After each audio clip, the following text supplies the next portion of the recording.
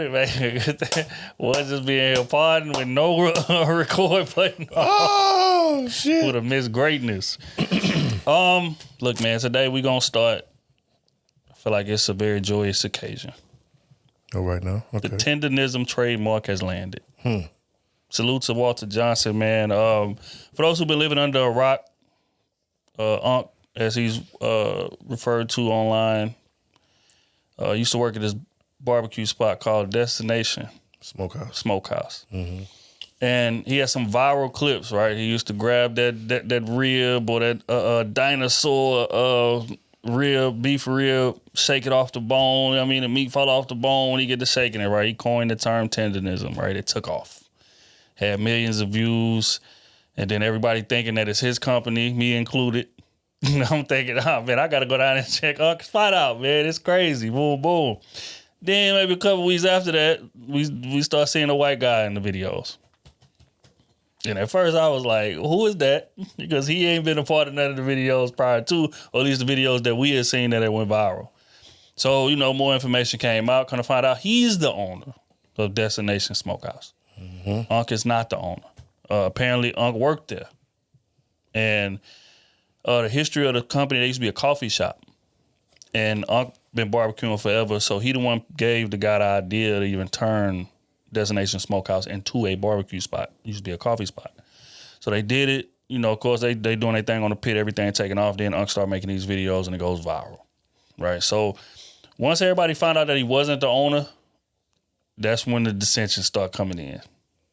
You know what I mean? Social media start going crazy. Like, man, he's taking advantage of Unc. He not paying him right. He need to make him a part owner, all of these things. And Unc kept coming out saying, you know what, don't worry about it, y'all. We got to understand it. That's my family. Everything is good over here. All of these things. He was trying to put the fire out before it started. Then came the trademark of tendernism. You know how the internet is. They start doing their due diligence. People was like, I wonder who got that trademark. So they look it up. And there's two people that are fighting for the trademark. It says pending on there. And one of those is Destination Smokehouse. So they like, oh, wow. They done tried to trademark the name that Unc done created and ain't giving them no kind of credit for it. Then, to add insult to injury, Keith Lee, who's a famous food reviewer. Right. Of course, this restaurant been making waves, making, noise online. So Keith, he's a food critic. He goes around trying different restaurants and, giving his review on them. So he goes to Destination Smokehouse. Takes his family, whatever. They get, testing out the product. He said it was pretty good, whatever. But he was really locked in with Unc. Like, he supporting Unc. Yeah. He came down there for Unc. So after he did that, he wanted to tip him $4,000. And when he was trying to tip him, the owner said that Unc was back there shooting content. He couldn't come out right now. But, so basically declined the tip that Keith Lee was trying to give to Unc. Pause. Hey, yeah, that is kind of crazy. That was a little wild. Hold on. Wait a minute. He declined the tip. Keith Lee a wild. But yeah, so basically turned him away. So Keith Lee, being a stand-up guy he is, he took the $4,000 and just gave it out to the people and kept it pushing. But that, of course, went viral. He reviewed that, said that. Everybody's like, why wouldn't you let the man go get his $4,000 tip? He came to see him, this and the third. This guy's trying to become famous. He's jealous of Unc and all the attention he's getting. He's trying to, creep in on it or whatever. And even after that, Unc came out and said, look, y'all, it ain't what y'all think. We good, you know what I mean? He's a good guy. I've been knowing him a long time, boom, boom. But us, we ain't going. We like, nah, we see the dissension, whatever. Then they do an interview together in the midst of all of this firestorm happening. And they're sitting side by side, and the owner of the thing starts talking about when he met Walter, he had absolutely nothing. You know what I mean? He basically took him up out of a fucking huff. Brought him a fucking hovel. Brought him into the business and gave him the relevance that he got. So, of course, when that goes viral, we lose it. All right, this shit done went too far. He disrespecting Unc, whatever. Unc older, he ain't really peeping what's going on, boom, boom. And still he came out again and said, look, y'all chill. It ain't like that. But when we family, I love them. Da-da-da-da-da. Then all of a sudden, we stopped seeing Unc in the Destination Smokehouse videos. All of a sudden, we start seeing Unc barbecued in his kitchen. Mm-hmm. We start seeing him barbecued in, backyards. Recently, he just did a barbecue for Ronald Isley. Ronald Isley, yeah. And, so Unc done basically said, and then he put out a video and said, look, I have no association with Destination Smokehouse. He say, I'm an official Tendernism. Official Tendernism. I'm signed with Tendernism. I ain't signed with Smokehouse. So, the rumors was true. There was some dissension over the trademark. There was some dissension over, Unc not feeling properly compensated for the input that he had and the contribution he made to make Destination Smokehouse what it was. What's your thoughts on all of that? Man. Did you see it coming? At first, no. Because, of course, again, I'm with you. I thought it was his.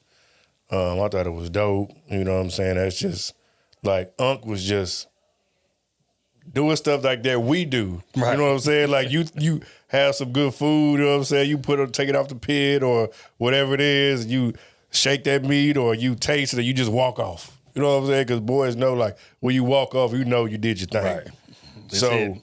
So initially, it was like, no. But then as it slowly started coming out, and then especially after that video, I was like, yeah, it's only time. Like, it's only a matter of time after that point because he low-key did embarrass him. Man. That was, like, if you want to say, hey, this is how we kind of started, this is how we came about, right? There's different ways you can do that. Mm-hmm. He was, like, literally, like, shitting on them. I made you. Like, basically. But not really leaning into the fact that, yeah, y'all might have been cool, but Unc really made y'all and took y'all over the hump. 100%. So y'all might have been, doing decent again because he kind of brought that to fruition with the conversations y'all was having. Mm-hmm. But the fact that he, was doing that with the dino bone and all that stuff, like, that took y'all to a whole other stratosphere. 100%. You had Desi Banks going in there. You had, like, all different content creators come in and check you out, doing skits and all that stuff. And really putting y'all on the map, keeping y'all busy nonstop. We was about to go out there before Keith Lee even did it. Mm-hmm. And you know what I'm saying? They had the effect before Keith Lee came out there. You know what happened when Keith Lee come out there. Mm-hmm. So, man, it's just disappointing.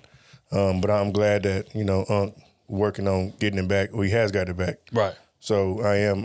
That's super dope. But like to try to slide up under him and take that from him, man, when he worked hard just like you did, like. That's the least you can give him. You got the business already. The least you can do is give him the trademark. So basically how they got it back, not to cut you off, remember I told you Destination Smokehouse and another person was pending for the trademark? The other person that was pending for the trademark is a black guy. And he filed the trademark. To give it to Unc. That's dope. But luckily he got there before they got there. Yeah. So that's what Unc just put out a video today. And they were sitting at the table. They was talking about, man, thank you so much. He says, want to let everybody know it's official. I got it.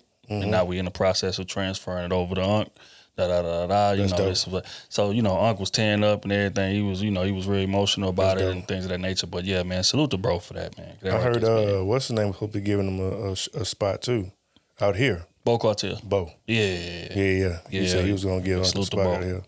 So yeah, I mean, hey, salute to Unc, man, because Unc just reminds you of, one of your uncles. Exactly. You know what I'm saying? Exactly. Around the way, the uncle that loved the barbecue is going to be at every family event. Like, he just personifies, like, all that from top to bottom. Yeah. Like, just chill, laid back, want to have a good time. He just like to see his people eat good. Right. Like, that's the vibe that he give off. Just talking shit, and things of that nature, man. I think one of the things that is really open the door for, and I hope everybody was paying attention to it and not just caught up in all the drama, is that we got to get our business in order as a culture.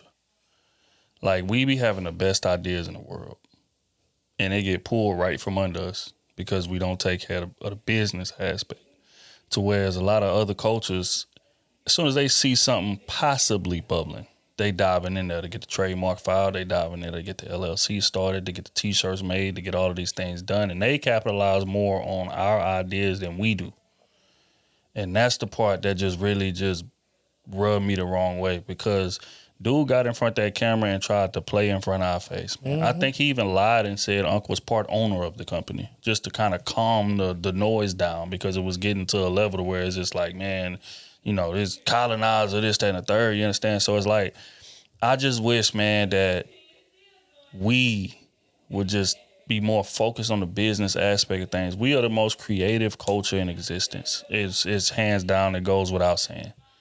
But if the business is not in order, it's real easy for people to come in and sweep it right from under us, and then we always playing victim. Well, that was my idea first. Like, you look at a lot of genres in music. Mm-hmm. You look at a lot of inventions and things of that, patents that was filed. Now, back then, it was something different, right? Because it was, you know, slavery involved, and, you know, we really didn't even have the right and things of that nature to capitalize on what it was that we was creating. But today, we do.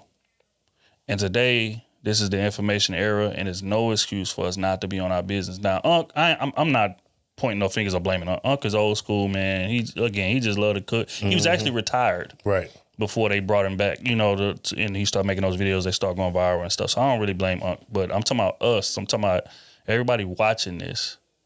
I want to not miss that point. Like, we got to have our business in order. If we got an idea, trademarks need to be filed. We got a business name, LLCs need to be filed. Copyrights need to be filed. All of these things, we got to learn the business so we can really eat and win and be able to pass down stuff that we create instead of letting other people just make millions off of it. That's a fact. For sure. Speaking of making millions, man, and eating, man, Marathon Burger. Mm-hmm. Salute to Black Sam, rest in peace, Nipsey Hussle, man. You know, it's a burger spot out there in LA, you know, using the Marathon logo. A Marathon company name. You know, of course, Nip started that. Black Sam played a pivotal role in that. They had a restaurant open up out there in Long Beach, which is, you know, they starting to franchise out now. They got a spot over here, a spot over there. And then they recently opened up the spot in Long Beach. Mm-hmm. In the midst of the opening, a lot of people came out, of course. You know what I mean? You know, it's a lot of hood dudes, a lot of gang members, things of that nature. And for the most part, everything was smooth. Mm-hmm. But there was an altercation happened on the inside of the spot. Black Sam had to escort these people outside. Apparently, it was some dudes that basically was out of bounds. They came in rival territory and started kicking up dust, starting trouble in the midst of this opening. You know, this beautiful opening. You know, this is a friend. Everybody is in good spirits. Ain't nobody tripping. You know, whatever. These dudes coming there tripping. And the thing spills outside. Altercation happens. Shots are fired. A couple people are hit. One person dies. So I just want to get your thoughts on it. Just in general, on the broader topic of people always get mad at us when we elevate and we win and we leave the hood, or we leave our area, or we don't want to be around our people and things of that nature. And then something like this happens. Does that validate those concerns in your mind? So before I get to that, I will say, so I was doing some digging on the topic, and I'm just want to know what's true, because I heard one story, is what you're talking about. A guy came in, just talking noise, being rowdy, talking, you know, noise to rival gang members, yada, yada, yada. And then some more, his partners pulled up. Right. That's when Black Sam and his people, you know, escorted him out, yada, you know, all that stuff. But I also heard that, which that could be true too, but also I heard that it happened like down the street, like half a mile away. But because Marathon Burger was the thing that was going on, right, they linked it to that. Right. So I don't know how true it is. But on the topic though, I mean, I think it low key is kind of like, justified or for you to think that, because unfortunately, especially with events like that, it's like you gotta watch your back. You gotta be on your P's and Q's and everything like that, because it's just known to happen. If it ain't shots fired, it's gonna be a brawl. It's gonna be something. It's not too often that it's just gonna be clean. And the other crazy part is the fact that they had police presence there. Right. So like, damn, like what type of time you on for a police presence to be there and you still want to act a fool? Now, if it was down the street, I definitely get that, because it's you slightly away from everything. But right in front with everything going on, that's, I don't know, just you built from a different pedigree. I mean, but that's how boys in their culture is wired.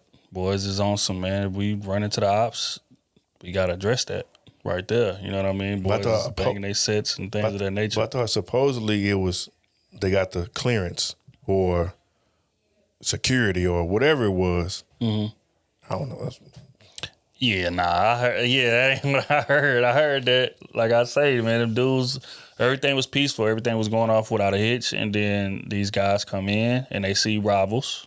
They see ops and they start banging their set, which is, if you're familiar with gang culture, that's kind of disrespectful, So y'all ops and things of that nature, they come in there banging their set. I heard the other dudes was trying to be chill about it out of respect for Black Sam. Like, look, we don't want to mess up the play. We know what's going on. But dudes was kind of being belligerent, so much so to the fact that Black Sam even had to go up to them guys, say, hey, look, man, appreciate y'all showing up, but y'all kind of ruffling, some feathers, whatever, so we gonna escort y'all out of here to the end of the block, make sure nothing happen to y'all. And then, y'all boys, go y'all, head on back. I appreciate y'all coming out, blah, blah, blah, but I don't want nothing to happen. So they was like, cool. So they left, or they got ready to leave. I think Black Satan walked them to the end of the block or something like that. And, that was some other cats. Some other cats that's also part of the ops that they was taunting was outside as well. And then they got cracking.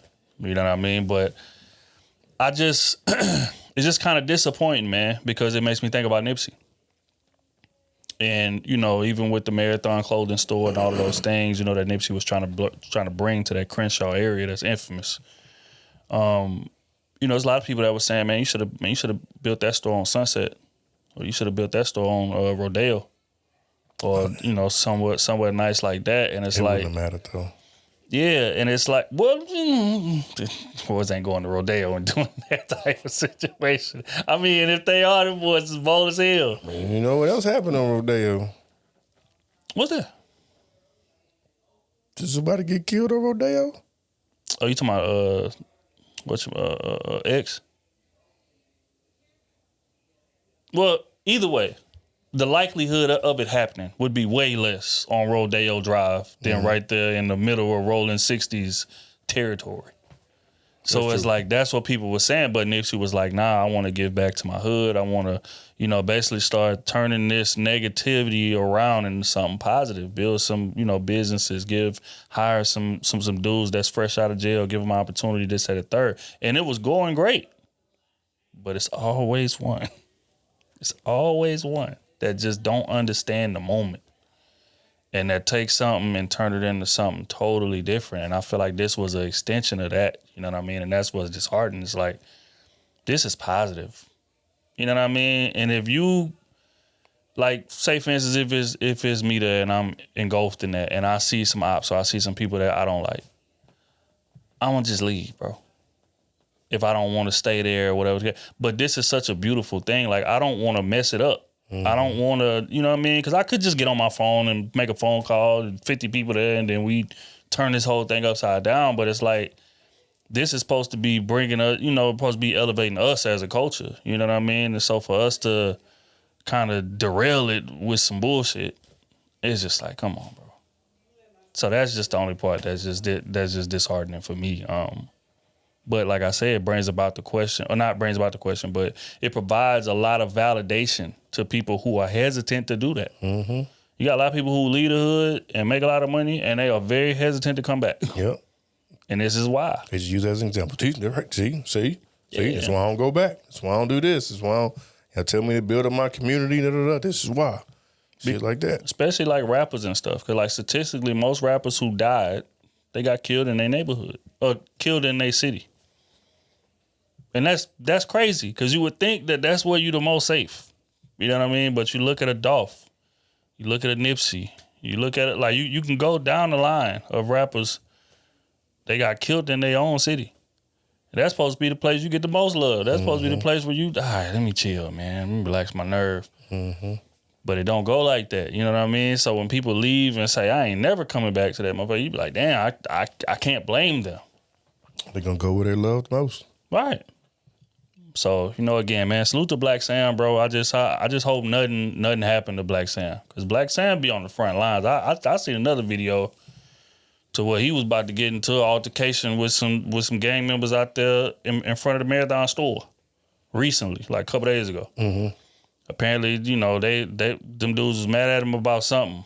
And Black Sam ain't type of dude to back down. So he like what's up? What y'all want to do? So it was a big crowd of people and he out there basically they in each other's face yelling and talking loud and they getting ready to squat. And it's just like, I just hope that Black Sam, man, just moves smart. We already lost Nipsey.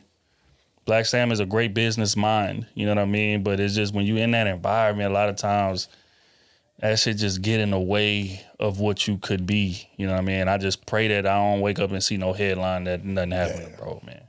It's too much ego too, man. You gotta put that shit down.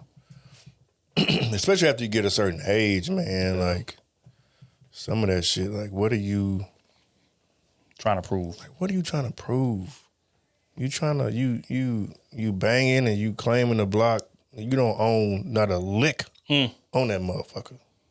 You paying on the block. Like what are you talking about? This ain't your territory. You don't own a bit of it. If you owned it, hey, something different. That's something totally different. You can have it. You can do what you want because this is all yours. So that's a little bit more understandable. It still wouldn't be justified to me as far as beef and ganging and all that shit, but come on, man. That shit just, I don't know. It's just disheartening. You know what I mean? And then too, like, growing up, like, looking at movies like South Central and Boys in the Hood and stuff like that, it's like, damn, like, that's the type of shit that go on? It's just different worlds. You know what I'm saying? Like, how we grew up, you see stuff like that, and then you see stuff like New Jack City, which is similar, but in its own realm. And it's like, shit, down here, you didn't see stuff like that. You seen it, but not as, like, just, I guess, normalized. I mean, because it's not heavy gang culture out here. You know what I mean? Yeah. South is more of like a drug thing. Pimping and drugs, things of that nature. But all our gang banging, yeah, that's like a whole, that's West Coast, Chicago as well, heavy in that. But I agree with you, bro. I just want better for us, dog. I just want better for, especially the ones who was lucky enough to make it out, see some real money, people who got influence that could save other kids and give other kids, something to look up to and things of that nature. I just feel like throughout our culture, we done lost too many of our leaders, bro. Lost too many people to senseless shit, to senseless things. You know what I mean? And I mean, it's just rough. You know what I mean? Even in the next story we about to talk about with my boy Terrion Arnold. I seen cornerback for the Detroit Lions.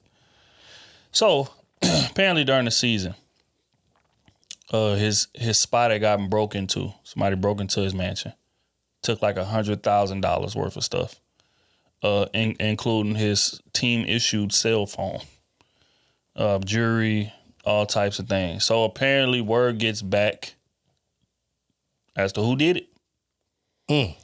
And instead of calling the police, handle this myself. So I'm gonna handle it myself. So him and a couple of his homeboys found out who did it. They went to go kidnap the guys who did it, pistol whipped the guys who did it, and robbed him for the stuff that they took back and some. Definitely nigga butt naked. Butt naked. Duct tape, shivering. But the law enforcement got involved. Of course. Of course. He told. And Somebody told something. And now they are, you know, probably about to press charges on Terrion Arnold for, ironically, kidnapping, robbery, getting his own shit and back. assault with a deadly weapon. His name was Terrion Arnold. I know exactly who did it. Nigga done robbed you and then told on you when you robbed him back. That's crazy. What part of the game is that, Niggas fellas? out of pocket. What part of the game is that? You tell me. So you got some people saying, look, man, you should have called the laws, bro. You got other people saying, hey, I don't feel like he did nothing wrong. Which side of the fence you fall on? Hey, if I'm up like that, I see he ain't did nothing wrong. I say he ain't did nothing wrong. Me and my partners, we about to go get this shit back. We about to get this shit back. Y'all ready? Let's go. That's the same thing happened to OJ, Let's go. if you remember. Mm-hmm. That's the first thing I thought about. Mm-hmm. Yeah, I'm going to get my shit. It's like, I don't know. Bro, I feel like if I call the cops, yeah, you're right. it's not going to be as much fulfillment. You know what I mean? Robbery. First off, you ain't going to get it. Lawman ain't, especially when we calling about some, right, man, somebody stole something from me. You didn't call, people get cars stolen all the time. Somebody stole my pistol to this day. I ain't got word back. They ain't looking for it. They ain't called me. They ain't did nothing, man. I called the laws. I did what I was supposed to do. I ain't got one call. That happened about 6 months ago. I ain't heard nothing since. So it's like, yes, they stole my Glock 19 out my car. Where you was at? Did you tell me about this? At the battle rap event. Swear to God. Oh, God, I swear to God, ask my old lady. She'll tell you. We parked in the front. In VIP. So I'm thinking I'm good, but it's We like literally parked in the front. pay money. Pay like $30 to park right there. That's crazy. I came outside and I'm trying to get something out of my backpack. Picked the backpack up. I said, damn, this backpack light as hell. What the? I got to thinking. I'm like, oh, hell no. I know they ain't take my... So I went and looked. That's my shit gone. wild, fam. Niggas done took my Glock 19, bro. Swear to God. Damn. I was mad as hell. So I came back and my thought immediately was like, oh, no, I got to report that. Because if they do something with Facts. it, they come and knock on my door. Mm-hmm. Hell nah. Say, look, yeah, man, somebody stole my stuff, man. I don't know who did it. Whatever. They was like, all right, well, you know, I gave them a serial number, all of these things. I'll give you a case number. And that's it. Ain't heard nothing from them since. Mm-hmm. And it's the same way when people break into your crib. Yeah, man, somebody broke into my house, man. Whatever. Police come there, they gonna take statements. They gonna look around. All right, we got the case docket, then we'll get back to you. I'm going to get it. If I got that much money, I'm going to get it. We going to get it. Because all you gotta do is put about 10,000 in the street and say, hey, man, if anybody hears something, $10,000 reward. What's that? Damn, what's that movie where that nigga was smacking him? Don't you ever... Damn, what movie was that? I can't think of it right now. But he kept smacking the nigga back. That's the type of shit I would do. Dumbass. Oh, you gonna torture him? I'm smacking the shit out of him. Like, don't you ever in your life think about coming this way again. Like, ever. That right there is the downside about having money or just being famous. Mm-hmm. Is because you can't handle things the way that you would want to handle things. You know what I mean? Because it's like you got a name, just like bro. So now that he done this, he's jeopardizing his NFL career. That's a fact. And it's just like, to whereas if none of this was a thing, the fame and things of that nature, he could do that and be good. Probably with nothing happen, he'll go do what he got to do, get it back, come on back. But when you famous, man, you got a lot to lose and they don't. And that's what's messed up about it. Because people kind of try to take advantage of that. People try to kind of try to play you on that. Like, you can't do too much because you are who you are. And it's just like, And the crazy part is too, man, and what's sad is like a lot of them athletes too is like you really have to spend money day in and day out if you want full coverage 100%. and protection. But at the same time, it's like, who got time for that? I'm living in a nice neighborhood. It's quiet around here. You know, we an acre apart from each other, or whatever it is. Like, Right. everybody got space. And then, because you hear about it all the time. People, you know, athletes on the road. Was it Patrick Mahomes? Didn't his house get broken into? Like, it's several athletes. They be on the road. House get broken into. When they get back, it's like, like, damn, I can't even, you know what I'm saying, be in peace. Sean Taylor died like that. Rest in peace, Sean Taylor. It was his old lady's sister's boyfriend and they friends. Basically, Sean Taylor and them had a little event at the crib. Invited everybody over. They cook out, you know, backyard, this, that, and the third. And her man was kind of scoping the scene, looking like, oh, this is nice, da, da, da, da. They seeing, you know, this trophy over here. They seeing this car over here, this, that, and the third. Mm-hmm. Dude done went and told his homeboys, hey, man, it's a lick. Like, hey, you know, Sean Taylor, I think they about to go on the road and play such and such. So when we know he gone, we could just run up in here and do what we do. But didn't realize Sean Taylor was injured. So he didn't go with the team. He stayed home. So when they broke in the crib late at night, he jumped up like, "What the hell?" Mm-hmm. And he grabbed. He had a machete by the bed, so he grabbed a machete and go out there and try to see what the noise is. Of course, they see Sean Taylor big ass. He catch them off guard like, "Oh shit, what is he doing?" Da, da, da, da. Mm-hmm. And they see him holding that machete. They start shooting, hit him in the thigh, and you know hit a main artery. Major artery, yeah. And he ended up passing, but it's the same thing. Just like you saying, it's like, bro, this is where I lay my head. This is what me and my kids lay our head at, bro. Niggas done ran in your crib. Like, that feels so like violating when people like burglarize. Like, when they took my pistol, like, I felt violated. Like, I angry. Like, I wanted to go look at the cameras and see if I could. But then it's like you get to thinking like, yeah, I could do that. I could put some money out there and figure out who did what, and then I go do something about it and throw my life away over a $500 pistol. It's like, nah. But instinct though. But nah. So it's just, man, look, man, boys got to be smart. Man, salute to Terrion Arnold. I don't feel like you did nothing wrong, dog. And hopefully the NFL don't punish you too much for this. They shouldn't. NFL, but y'all whole ass. On God. Want to give a nigga 3 games for beating on women. Come on, preach. Preach. He do some shit like that, you suspend him for a whole season. Get the fuck out of here. This shit out of pocket, nigga. I ain't gonna lie to you. All right, man. We're gonna go ahead and get in the study hall at this point. Viral clip. Let's start with the virality first. My boy Ian Dunlap and the Blackout podcast, man, they recently had a guest on there. Ayisha Diaz. She's kind of an Instagram girly, you know what I mean? Okay.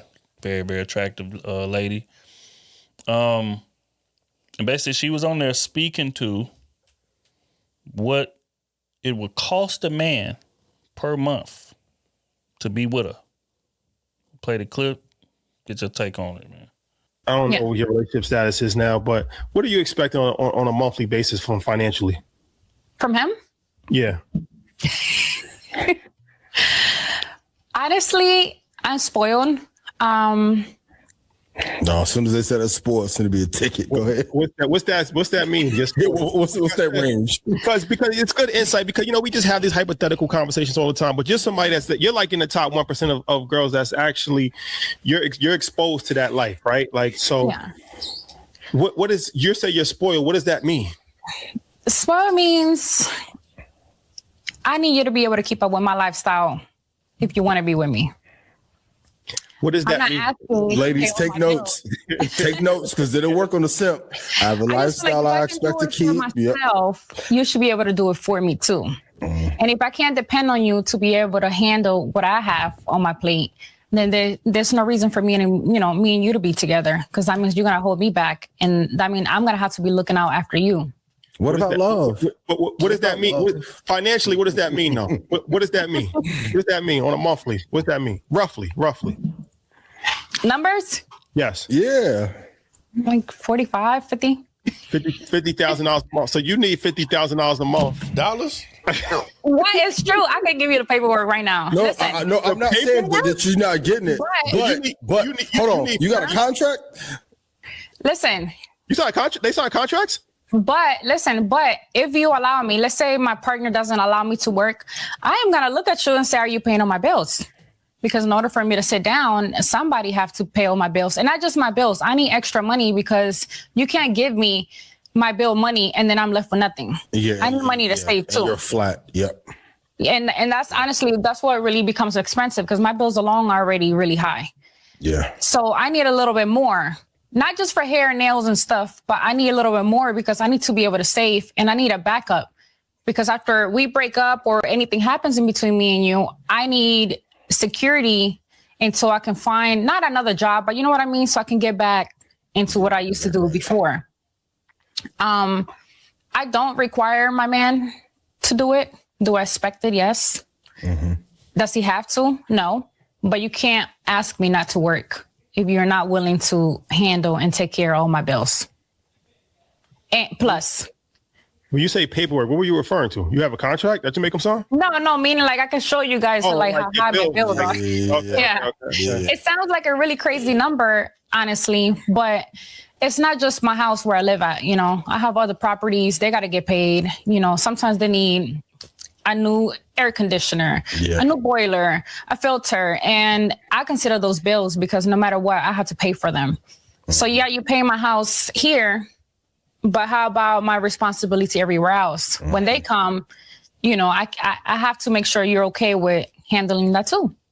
Well, also, like I said, I mean, I know you, so I know you're not just saying that, like you've actually, it's real shit, this is real for you. My question is, what does the man get for that investment? If I'm investing $50,000 a month into you, right? What do I get out of that? I'm not asking you to invest. No. I'm just saying, just like, I mean, whatever he wants. If you're asking me not to work, so I get you. The benefit is that you're not working. That's the benefit that I get. I mean, the benefit, I'm not working. I'm home. I'm being peaceful. I'm making sure everything's good at the house. I'm cleaning. I'm cooking. And, you know, whatever you require. Okay. I'm a pleaser. So I'm going to make sure my man gets whatever he wants. But at the same time, you have to make sure I'm happy. And if you're asking certain things of me, you got to make sure that you can back it up and take care of that too. And truth be told, most men are doing this at some level, whether it's it doesn't have to be that number, but you have to. You can't ask your wife to not work and just sit home and do, you know, absolutely nothing. And then when she asks you for something simple as, hey, can I have some money for my hair and nails? You're tripping. Fellas, I never want to hear that investing in the market is too expensive or stock club too expensive. Because if you got to give up 50 off top, I want to shit out of you. 45. 50,000. These was the numbers that hit the timeline and shook everything, shook the entire internet up. What is your thoughts on what the young lady Ayisha Diaz had to say? Hey man, when she first was led with that number, it's like, oh. But the more she started talking, the more she started justifying the reasons, it made sense. It made a lot of sense. Of course, I can't relate, not even close. But, you know, like she said, she had different properties. If you don't want her to work, I think, and that was the key. Right. If you don't want her working, then okay, cool. You don't want me working? Well, this is what I need to maintain my lifestyle, what I need to maintain my household, what I need to maintain my businesses, and I need a little bit on the top in case this doesn't work out, because I'm not working, so I'm also losing out on potential money. Right. So for that reason, like, hey, if you can afford it, if you're going to pay to play, you're going to pay to play. And then she said you can get whatever you want in return. So how much are you willing to pay? Is she really worth it? So I think if you didn't ask her to work, I don't think that will be her requirement. I don't think it'll be that high. Now, it still may be 20, 25 or something. I can assume somewhere in that range. Right. But her just being at home, or just, well, I don't see, not even saying at home, but just her not working. You don't want her to work. You just want her to be at your beck and call. You want her to be wherever you're at and readily available. Yeah, you're going to have to pay to play. I see nothing wrong with that. 45, 50 ball. Stop. Not dollars. Not Not 4,500. not cents. Not 5,000. Add another zero to that. When I first heard it, I was just like, bro, what the fuck is he talking about? When she first started talking, that's exact. I was like, what? Just like you said, but when you listen, you get to talking a little more. You get to analyzing who's talking. Get to analyzing about what it is that she's making. Get to analyze where she's living. I hear East Coast New York accent. And it's like, yeah. Like, as a man, that's why it's very important to shoot within your range. I think it's a lot of men that are out here that would try to date a woman like that and beat her down to something that he's comfortable with, something that he can afford. She's used to dating NFL guys, NBA guys, street guys who make a lot of money, things of that nature. You could just tell her expectations reflect that. And at this point, she's reached enough fame to where she's making a legitimate amount of money on her own. So unless you're capable of taking care of that lifestyle, and this is just take her out of it. Women in general, you got certain women. You got women who have a very expensive lifestyle all on their own that they take care of on their own. Mm-hmm. So it's like when you come into that situation, you got to be prepared to keep up. And if you wanted to stop working, you got to be prepared to cover that. So what she's saying is not necessarily wrong. I can't really say, oh, nah, that's outrageous. If, just like she said, I got 40, 50,000 in bills that I'm paying by myself. So if you can't afford 40, 50,000 in bills, that might not be the woman for you. Facts. That's just real. Like, you got to be honest with yourself. And I feel like a lot of dudes be putting like unrealistic expectations on women, right? Like, you got a woman who got a nice ass loft in the sky. She driving a very, very expensive AMG or something crazy like that. You understand? Like, solo. Like, no man, no nothing. That's her. That's her paper. She making it. That's her income. Nails done all the time. Hair done all the time. Like, dress fly all the time.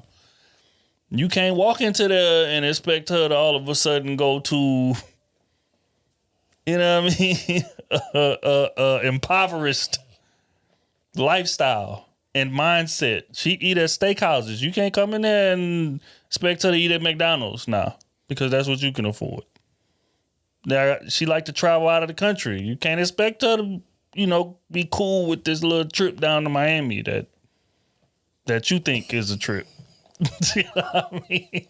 She has a certain lifestyle already that she's taking care of on her own. So if you are incapable of contributing to that, or if you're incapable of matching that, you need to stay away from that one. You try to spend $2,500 for the weekend.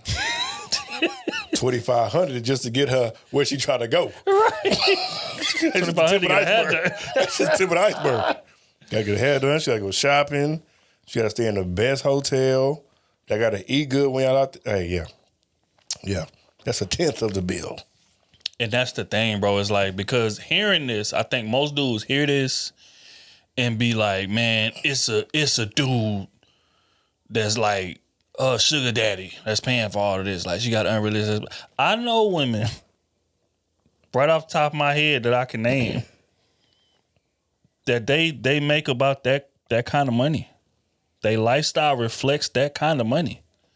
And they make it on their own. It ain't no man in the picture. You understand? And they struggle to maintain relationships. That's another conversation for another day. Mm-hmm. But I'm saying they bring in that type of money. That's lifestyle. Like, they curate it. It's theirs. So it's like, as a man coming in there, you got to humble yourself. You got to be honest with yourself. Like, if I can't afford to do what she does regularly, I might need to leave her alone. Mm-hmm. And I'm nowhere near that. Mm-hmm. But I can only imagine if you got, like, That's 600 bands. If you, depending on what sport you playing, like Dak Prescott, making what, 37 a year or something like that? 40 something. You know what I'm saying? What's 600? Nathaniel. That's nothing. We good, baby. That is nothing. So, you know what I'm saying? Depending on the arena you playing in, that's a drop in the bucket for them. That's all right. I'll pay your salary.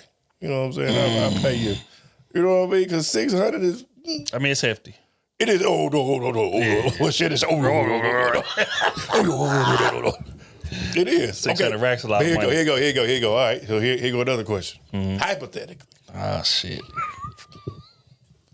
You have exposable income. Right. Are you paying, not necessarily her, but would you, hypothetically again, would you be open to paying something that hefty? Maybe not 50, but would you be open to paying something hefty per month to not allow that person to work? I think that, like, that's where things get interesting, because yes, those are your expenses, right? But if you my woman, you living with me, so you don't have those expenses. So I'm not necessarily paying you $50,000. You just don't have those expenses no more. I'm sure most of that money is where you live. So you gonna absorb some of those? Like she's like, you meet her, she got home business, so she got a couple, 3-4 properties, right? Like she said, her AC go out, you need to repair that. You need a new, just whatever for the house. You got new bricks, new roofing, stuff like that. Are you going to absorb some of those? What's the word I'm looking for? Some of those expenses. Expenses and not collateral, but liability. Yes. I think that's part of the game. It's just like you meet a woman, she got bad credit, or she got credit card debt, or student loans, or whatever, and you marry her and she don't work no more. Those are your student loans now. Okay. So it's like, I mean, that's like part of the game, but also, I mean, I need to be invested in the companies. Facts. I need an investment. I need to be able to buy in if I'm gonna be spending it. You understand? But like I said, I think, a lot of those expenses will be gone because you'll be living with me. Okay. So, your cars and all of that stuff, of course, but just like the properties and things of that nature, that's a in case something go wrong type of thing. But for the most part, like it's it's gonna be situated. But if it does, like I said, I'm open to that. But I would definitely want to buy into the company. She still want to go shopping. She still want to get her hair and nails done. Yeah, all that. Yeah, for sure. Like if I can't maintain those things, then I'm gonna just leave you alone. That always been my thought process. Like I don't want to come in there and downgrade your life. That's just not. But that's also why I wouldn't date a broke woman either. For the same reason. I like to eat a certain way. I like to move a certain way. I like to do certain things. You know what I mean? And it's like if you ain't never made no paper, then you don't necessarily know how to move at this altitude. You don't think Here we go. Well, go ahead. What you think? You don't think a broke would be a low overhead? No. Low cost? Nope. Why not? Because when she meets you, that all of a sudden that ceiling is gonna elevate, brother. Is it? Yes. Because you know why? Ayisha is a perfect example of this. Pretty sure the first dude she got with, her maintenance was low too. Now look, $50,000 a month now. But you know what's funny? When Bow Wow seen this post, Bow Wow commented underneath the comment, he's like, $50,000 a month? I'd be for free. He wild for that. He wild. That's what he said, though. He wild. But that was his girl. Wasn't it? Something like that? I'm sure he beat before it was his girl. Now, we ain't doing that. Well, hey, you live or you learn. Yesterday's price is not today. And again, I'm not knocking it. Look, man, I believe firmly, get what you can get out here on this market. If the market is paying it, go get it. I ain't counting nobody's pockets, bro. So that's why I say, as men, like, we gotta be smart about how we move, and I feel like a lot of men would rather try to beat her down for her expectation than just say, you know what, she don't fit my lifestyle. She don't. Can't do it. And that's cool. Because there's plenty of other women who are just that attractive or more who don't require $50,000 a month. Go find one. But it's like for you to be in the comments, man, ain't no goddamn way this bitch tripping. It's just like, because just like you doing that for every 100 dudes doing that and saying, man, I'll never pay that shit, don't make no sense. It's about 5 dudes that's saying, oh, okay, bet. I got that. 50 ball? Okay. I got that. That ain't that bad. Just real rap. You understand? So that's a fact. Again, like that. And how do you know that she wants you? Well, that's another thing. You might have the bread, but she might not even want you. Yeah. So come on now, man. Okay, man. Wise women once said, you gotta stick to the rivers and the lakes that you used to. Wise women said that. and that's profiled. Because there's a lot of people that are shooting at baskets that are outside of their range. And then when you get humbled, now you mad. And now you trying to talk crazy to this person, or you mad. That's not in your range, brother. It's just, we all play basketball. Mm-hmm. When you got the wrong nigga out there shooting threes, what are you doing? Get on the block. Mm-hmm. What are you doing? Mm-hmm. 3-point shooting is not your game, brother. Now, inside on the block, 15 and in. That's you. That's you. That's all you. That's all you. You super nice. Can't question that. Can't argue that. But 35 feet, that's not you, brother. Shoot within your range. I know another woman that said, I need a man to make at least double my income. We're not going to talk about that. Hey, I'm not going to talk about my girl. Shout out to Kills. I ain't talking about my girl. They got dead on her ass for saying that. That was crazy. I think that might have been one of the first viral videos. Yeah, that was one of the first big, yeah. And my boy O was in there looking just like, what? Salute to my girl, though, man. All right. Next on Study Hall, man, we going to get into the... Oh, Charlie. What's up? It was... Which one? In reference to a man's height. Shout out to my dog, Calvin. It's hilarious, man. I've been following Calvin a minute. Calvin Grimes, my dog, man. For sure. Boy, is a fool, man. You're already. You look a tampon. Huh? I thought I'm right here. What do you mean? Am I in your way? But I'm basically letting you know that I'm all you need. You don't need to look no further. Oh, no. Okay. Did you need something right here? No, I just need you in my life, and I'll be all right. Oh, no. You're funny. Where do I know you from? You probably had a dream about me. I'm the man of your dreams, right? No. No? You would be like taller. Oh, I need to be taller. Yeah. I ain't tall enough. I don't meet your height requirements. No, you're already. You look a tampon. Oh, it's because of the height and the way I'm dressing. But I can really be the man of your dreams right now. You wouldn't even know. What are you talking about? How tall I gotta be? Like a man's height, 6 feet. A man's height. Average man height is like 5'8". You know, like the red, that's what it is. I should have just wore the regular business attire. Hey, man, salute to my dog, Calvin Grimes. Salute That boy to is Calvin, hilarious, bro. That boy be cracking me up every time I see him. It's a Calvin, man. And with that type of game, most women would have fell for that. For sure. He was quick on his feet, witty, you know what I'm saying, everything. She said a man's height, 6 feet. Do you feel like women have unrealistic height requirements? Women definitely have unrealistic height requirements, just like they have unrealistic financial requirements. Kind of. Height requirements for sure. Like, again, like you said, the average man's height is 5'8". Right. Average woman height is like 5'3". Right. You wear stripper heels, ho? Like what? like what are you talking about? If you wear some heels, you still not gonna be taller than him. Right. I don't be getting a mindset of women wanting a man that's 6 feet tall. Like that's the Like that's the end all be all almost. Let me tell you something, baby. This is when I was single. I'm not 6 foot. I'm gonna tell you now. It's a lie.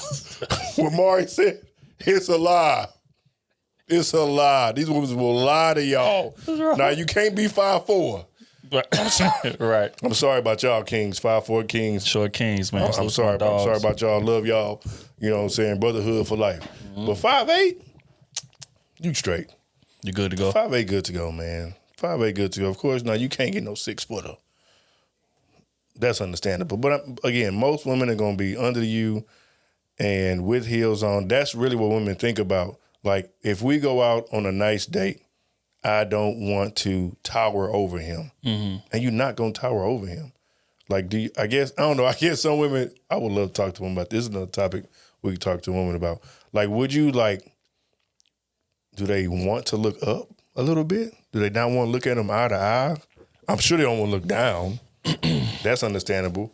But I mean, like, man, bro, I think it's like basic anatomy and psychology. I think that's just like you said. It's funny because you brought it up. You said they had the same expectations for money, but it's a safety thing. They identify height and size on a man as somebody that can keep them safe. What if he in the gym? What if he in the gym? At the gun range? Like, sure, all that's true, but it's just that like, natural, that first. Certain men, like, who are just massive. When you walking by and you see them, he gonna make most dudes hesitate. Like, ooh, it's kind of big. Like, whatever thought I had in my head, I gotta second guess this thought. Okay. To whereas if it's a dude, he might be short and stocky or whatever, but in your mind, okay, man, I still might can take him for real if I, you know what I mean. So I think with women, like, it's a innate thing in them to where they want a man that's bigger than them, like noticeably bigger than them, to where they feel the difference, because in that situation they feel safe the same way that they want a man who makes a lot of money, because in that way they feel safe. I don't have to worry about lights getting cut off. I don't have to worry about, you know, poverty getting cut, not being able to buy what I want, not getting my hair done, not getting my nails done. He got a lot of money. I feel safe in this type of situation. Now, that's not saying that a dude who making $70,000 can't take care of you or whatever, but the access makes them feel safe. I don't know, man. Innately. I'm not calling cap to you. I'm calling cap to them. Because I'm like, I see it all the time. Mm-hmm. I see plenty of women that are taller than a man or the same height as a man. So I think the height, the money part, I get. I think the money part is definitely more understandable. But as far as the height, I think that's like more social media. Like that 6 foot requirement. Because you didn't really hear about that until the last maybe 6-7 years, something like that. You think it's always been that way? I think it's always been that way. I think social media put a megaphone on it. But in terms of that innate ideal requirement, now I get what you're saying. Is that I'm looking around, and what y'all saying don't reflect what I'm seeing when I'm looking around. But from an ideal perspective, when most women are out there navigating and looking for their man and things of that nature, ideally they want a man that's bigger than them. That's always been a thing. I want my man tall and handsome, and not dark and light. You know, it kind of differs depending on which time period we talking about. Right. But tall and handsome and things of that nature, that's always been a requirement. But tall, I think, is relative to the woman. Because if you 5'2" and he 5'9", he's tall. Yeah, but I don't think that they compare them to themselves. They compare them to other men. Because if we out, if I'm 4'11" and you 5'5", yes, you are significantly taller than me. But when we out and it's other men around looking down on you and you 5'5", I don't feel safe. You know what I mean? So it's an innate physiological idealic urge that a lot of women have, bro, in that regard, you know. So I mean, I get it. Why that is, but you know, I don't like it. I don't like it. I don't like it. Short kings, I'm taking up for y'all. I don't like it. Because the minute you say you want your woman to be attractive or 7 it up, that's a problem. That's a problem. I can't control my height, but you control your looks a little bit. you control your weight. Let me get out here. Let me back one out here. So the next topic. Get the phone out of there. Let me back one out of here. Let me about to get us canceled. I can't control my height. But you can control your weight. Backpedal like Champ Bailey this motherfucker. Oh, God. Nigga. On the island, man. Nigga. Hey. All right, man. Shout out to the short kings, man. Salute to the... Look, bro. Yeah, this is another thing that I want to say before we leave this. I think that there's somebody for everybody. Facts. I think that we hear these requirements and we feel like these are universal rules. They are not. There are people who ideally they want somebody taller, but there are most people, in my opinion, want somebody that they can depend on, somebody that's solid, somebody that's loyal, all these things. And the height is not that important. Now, ideally, I feel like most women want a man that's taller than them. Mm-hmm. I do. Mm-hmm. But that doesn't mean that as a man who is shorter that you shouldn't be shooting anyway, because you never know. You run into one, and she don't have that height requirement, and now y'all rocking, married 40, 50 years, somebody that you thought you could never get. You understand? But if you don't shoot, you'll never know. Facts. So go for yours. So one more thing to add to that. Dress fly, smell good, keep your hair cut. Work out. Take you a long way. 100%. 100%. All right. We're going to get to the next one, man, to where it was talking about, I apologize. It's not a real apology. Now, when I heard this, when I was a little confused, but I'm going to play the clip. Get y'all take on it. I work for my husband. My husband is like, I apologize. And this is actually true. He said, I apologize is not an apology. I'm sorry is an apology. He said, would you rather me say, love, I'm sorry. I shouldn't have done this, blah, blah, blah. Or would you want me to say, I apologize, babe, you know my heart. I was like, okay, I get it. You want me to, I would rather the first one. He was like, I need you to not only just show me that you're sorry, but understand what you're sorry for. I apologize. It's not good enough. She says you need to hear, I'm sorry. Do you agree with that statement? Yeah, I agree with that. After listening to it, at first I was like, but I had to think about it for a minute. Mm-hmm. And I apologize is just kind of like you just sweeping things under the rug. It's like, yeah, you'll be all right. I apologize. Let's keep it pushing.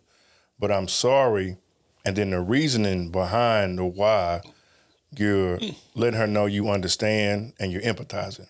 And I think that's one of the biggest things in general, not even just her, but just in general, man or woman. I think saying I'm sorry and then the reason why, you're showing some empathy to where you're letting them know that you understand why you did what you did was wrong. And that, you apologize for it at the end of the day. But I think, saying I'm sorry, leading with I'm sorry is really, I guess, putting it more in the forefront and just, it seems more meaningful than just saying I apologize. I think it speaks to a deficit within yourself. I think I apologize, you can still maintain some bravado. Mm-hmm. You can still maintain some ego. Yeah. I'm sorry, it's just like humility. There you go. Yeah. In comparison, it's like, the guys, if I do something, whatever was wrong, hey, bro, my bad, bro. You know how I be. Mm-hmm. In comparison to, hey, man, I'm sorry about that, bro. Mm-hmm. I didn't mean for that to go like that. Like, it's a difference in humility. Facts. So I think that that's like more so what they looking for. You understand? And I think that a lot of men struggle with that because women don't really apologize properly. Mm-hmm.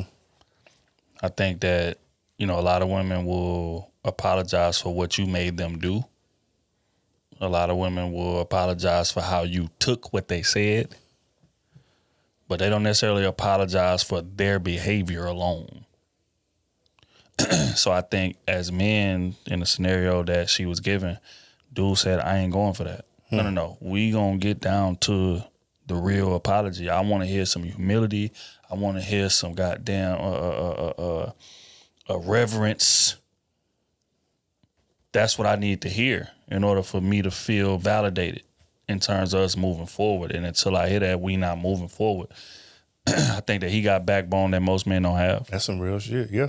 I feel like most men, you know, if a woman says something that even resembles "I'm sorry," it's like, all right, bet we good, man. Let's just go ahead and keep it pushing. To where it's like, no. Let's drill down on it. Let's double click. Let's stay right here. What are you sorry for? I need you to understand. Do you understand why I feel the way that I feel? Oh, you don't? Okay, well, sit down and I'll explain it to you. I feel like most men are not willing to dig that deep, and because of that, we kind of enable women to not feel the need to apologize. Because when it's us doing wrong, when they got a problem with something we doing, it ain't gonna be no, hey, you know what? You right, man. Let's move on. It don't work like that. No, you gonna hear it. Oh God, You like hear the whole thesis paper. Bruh, she getting through her PowerPoint presentation. Everything. I don't give a damn how early you say I'm sorry. I don't give a damn how early you say you was right. She's getting through her PowerPoint presentation. Rain, sleet, or snow. So, I think, you know, as men, we got to be just as dogmatic when it comes to getting our just due as well. She's going to give you that opening statement. Mm-hmm. She's going to give you the 3 paragraphs. For sure. And she's going to wrap it up with that conclusion. Real rap. And then ask you, so now do you understand why I feel the way I feel? And it better sound good to her. Right. It better sound good. Because if you don't understand, we starting over.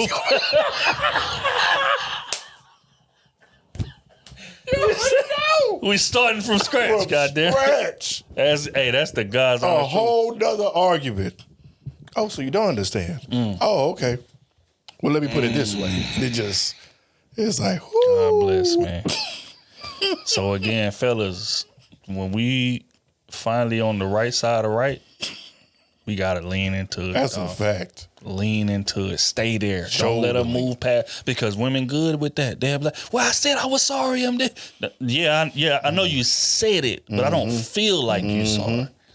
Because the same way that women get away with like how I feel, it doesn't matter what's actually what I feel. And as men, we got to respect how they feel. So we need to get across how we feel and demand the same respect. Mm-hmm. That's all I'm saying. I've been feeling this way for 8 hours. Yep. This is what you said I didn't like. You spoke to me out of pocket. You questioned my character. All that because you was upset. And I feel like we shouldn't be talking right now. And we gonna talk when I'm ready. That boy cold. We gonna talk when I'm ready. It's crazy. I like it though. I like that. That's fire. You know how that would hit though? That's fire, dog. I like that. We gonna talk when I'm ready to talk. And right now, I'm not ready. Because I'm not gonna be productive. You got to add more, because I'm not going to be productive. I'm not going to be of service to this relationship. So I need some time for myself in order to get my thoughts together. I need to be able to really communicate how I feel. I also want to listen to you, to what you have to say. Because right now I'm not in the headspace to listen to you. That's how upset I am. That's how deep in my feelings I am. Oh, I'm trying to tell you what. Hey. You gotta let it be known sometimes. That's hard, right? Let it be known. That's hard. Cause it's just too much logic in there to argue. Cause he's still being cognizant of us, we. But telling you for real, like right now, it's just not like it ain't gonna be efficient. Nope. Everything I say gonna be sarcastic. It's gonna be smart. I'm gonna be attacking. I'm gonna be so I need a little time. Yes, true. I like it. I like it a lot. All right, man. At this point, we're going to go ahead and get into the Q&A segment of this thing, man. My favorite portion of the pod. Oh, what you got today, brother? All right. So we're going to continue. Well, no. Let me go to number 2 first. I'm going to come back to that. Go to number 2 first. All right. If a man says you're dangerous and slowly pulls away, what does that mean? that mean that man in the whole relationship, and this shit is getting a little too crazy. It's getting a little crazier than I thought it was gonna get, and I need to get out the way to salvage the relationship that I'm in. Anytime a man say you are dangerous, he's in a relationship. He got a girl. He's married. One of those. Man don't just say you're dangerous for no reason. Oh, I got a different take. I've never heard a single man say you dangerous. I got a different take. Elaborate. I got 2 points. Elaborate. 2 points I was thinking about. One, you dangerous because you got a couple other niggas that think that you still theirs. Okay. So you dangerous because I see how you move and I see your personality, and I could definitely see how a man can still feel attached to you. And if I come over here, a nigga might kick the door in. So that's why you dangerous. Another dangerous is she got that fire. And you ain't never experienced that before, so you ain't even trying to go down that alley. Right. Because it's like, I'm going to lose myself if I continue coming over here. I'm going to lose myself. You know, So I can't. bro, you know how tight that grip gotta be? I can't do it. You know how tight that grip gotta be for a nigga to say, I'm gonna lose myself. Because I'm going to be like the one I just told you about. So I can't do it. You don't want me popping up in your blinds on the 3rd floor. You wonder how I got up there. With a flashlight in the daytime, bitch. What's going on in there? That's what I see. When I hear dangerous, that's what I think about. I mean, and again, I can't necessarily say you wrong. I think that a lot of men, we had that conversation in our head if that's the case.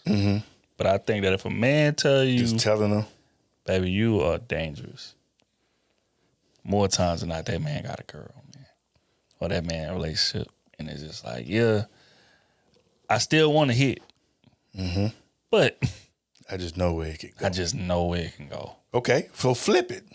Uh-oh. A woman say, you dangerous, and pulls away. That mean, What do you think that mean? That mean that her and her dude beefing, but she ain't necessarily ready to leave yet. And you too smooth, like she enjoying the conversation too much.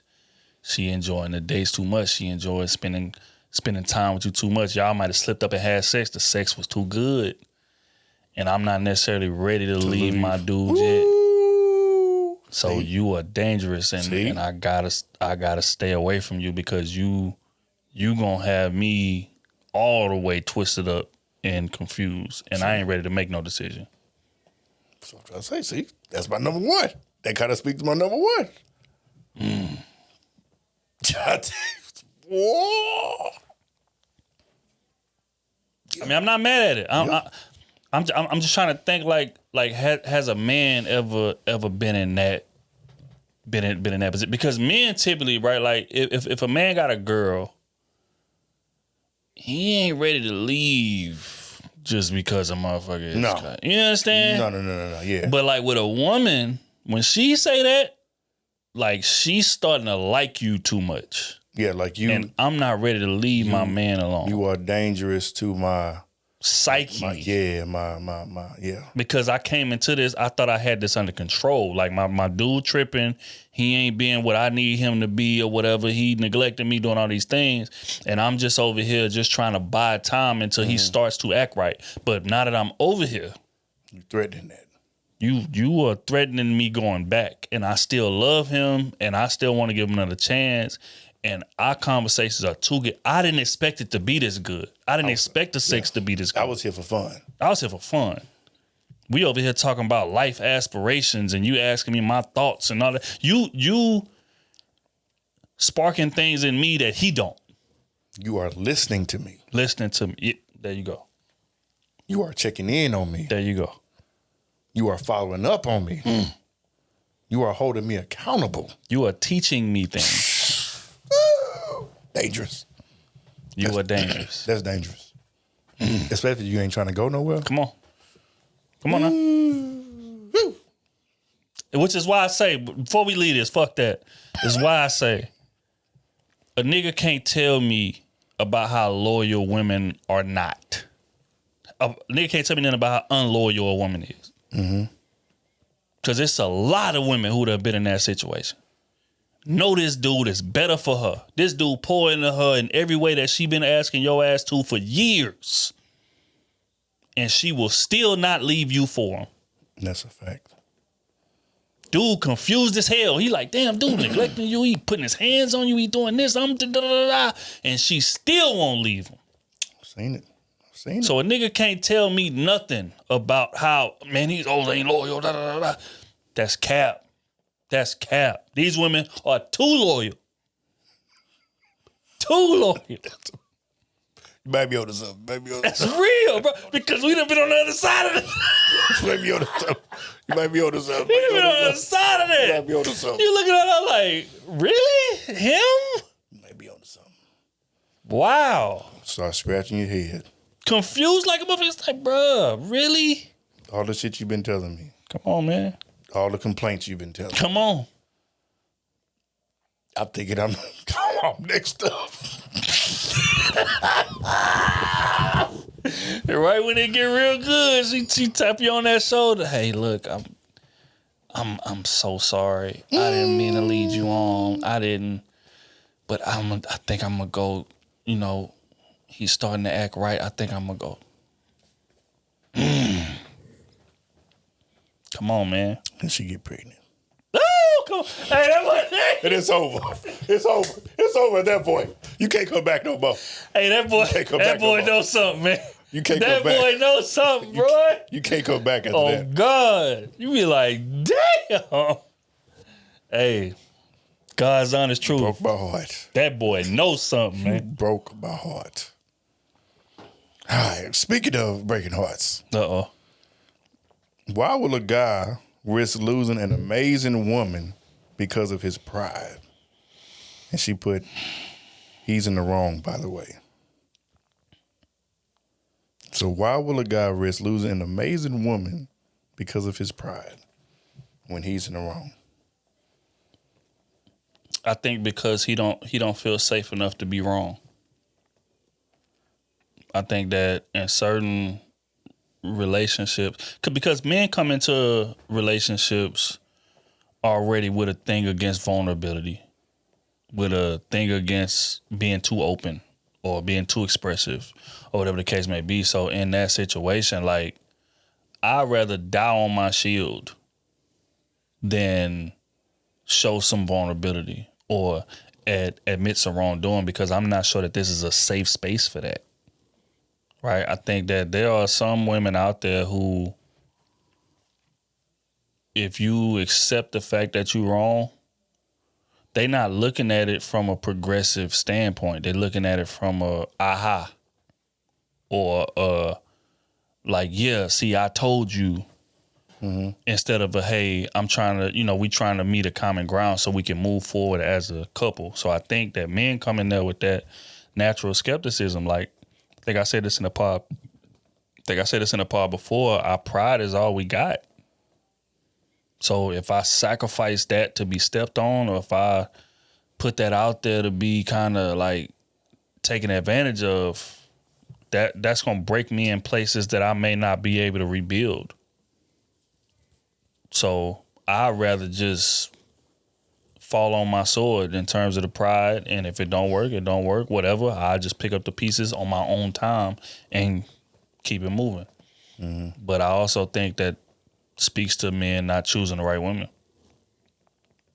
I think that when a man chooses the right woman, he doesn't have to be afraid to be vulnerable. He doesn't have to be afraid to be wrong. Because I think as men also, there's an unrealistic expectation that we're supposed to know everything. That we ain't supposed to make mistakes. That we ain't supposed to ask for help or ask for advice. And men come into relationships with this warped mindset. Like, we supposed to know it all just because we a man and we the quote unquote leader of the situation. But I think that when you run into the right woman, that pressure is not there. She willing to roll up her sleeves and pitch in. She willing to give you some counsel, give you some game in a way that's not emasculating, in a way that doesn't make you feel less than a man. She's giving it to you in a way that, hey, baby, look, you might want to look at this way, in an attempt for us to get to where we're trying to get to faster. I don't want to take the credit for it. I don't want to show that I'm the superior leader. You know what I mean? But that's the right woman. But when you got the wrong woman and you show vulnerability and you show weakness and you show I don't know, some men never recover from that. Mm-hmm. Because how much damage is done once he does it. Yeah. So, yeah. Man. So when I think about that, sometimes I think us having boundaries and standing on our principles can also be like our downfall. So I think sometimes men will just stand firm in their principles and their morals and don't like put the shoe on the other foot. Elaborate. So I'm thinking about, so I had an incident one time where I didn't want to give up my phone. And it wasn't because I had something to hide. Mm-hmm. I was just like, if you trust me, then I shouldn't have to give up my phone. Mm-hmm. But then on the other side, it was, well, if you want me to trust you, then you should let me have your phone. Mm. And so it was that battle back and forth. And I was standing on my principle. I'm like, yeah, you can see it, but I'm a hold it. You can see it, but I'm not giving it to you. And it was like, well, no, I want the phone. I'm like, no. So you gonna let me, let me be willing to walk away? I don't want you to walk away, but I'm allowing you to see whatever you want to see. I just don't want to physically give it to you. Right. And so from my perspective, I think that was ego, because I just was like, you can have whatever you want. This is how I want to go about doing it, because I feel like I may give in so many other areas. Like, this is one I want to stand on. Stay right there. Mm-hmm. Because I don't feel like it was ego as to why you did it. What do you think that was? I think that men coming into a relationship, it's automatically assumed that we are going to do wrong. Mm-hmm. That we are the ones that need to be pulled up to the level that the woman is at. Mm-hmm. That we are the like mischievous ones, or we the ones always up to something, or whatever the case may be. So much so that we psychologically take that on from a subconscious perspective. So when you're not doing wrong, it makes you want to grandstand.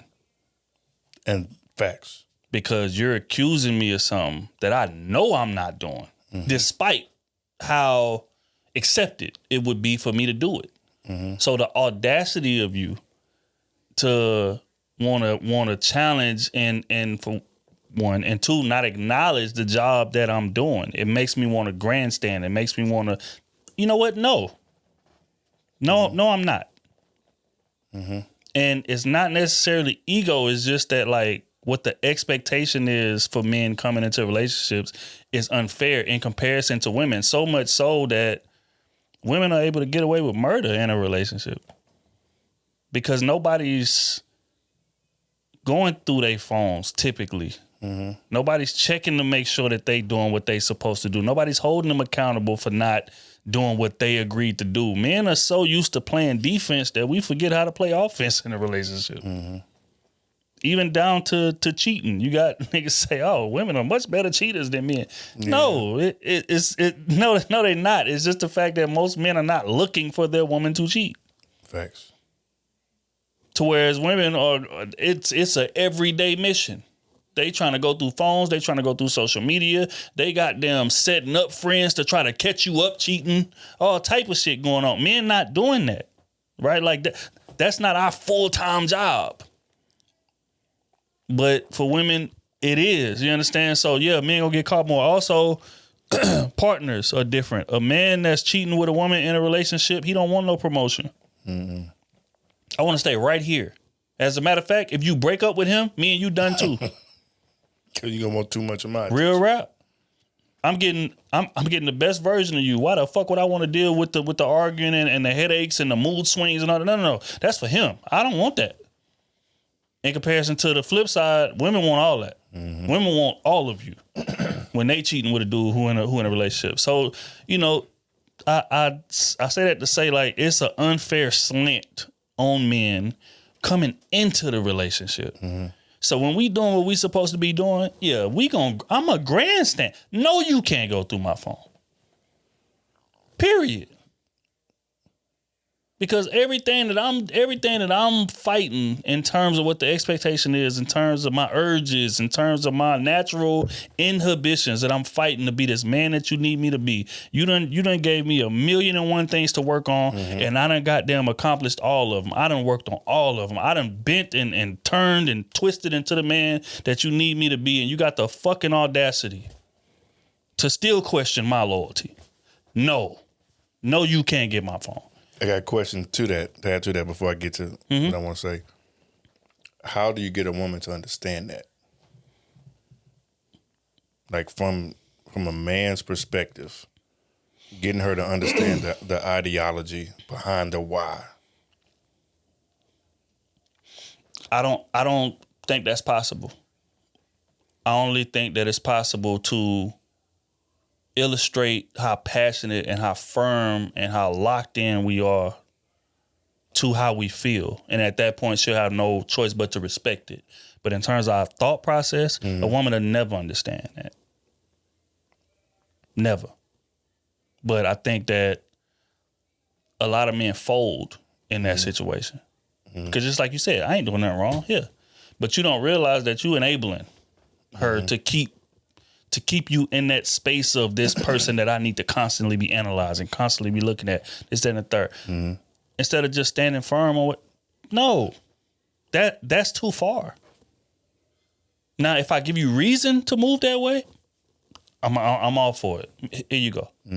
I ain't did shit to give you no validation. It's just like a police officer pulling you over. They can't search your car if they don't have probable cause. They got to smell some weed. I got to see a gun. I need to see a knife or something. If that ain't the case, I can't search your car. Just because I ain't got nothing in the car, the police officer, hey, can I search it? No, you can't. It's the same thing. I will add some context to be fair. I was on Instagram.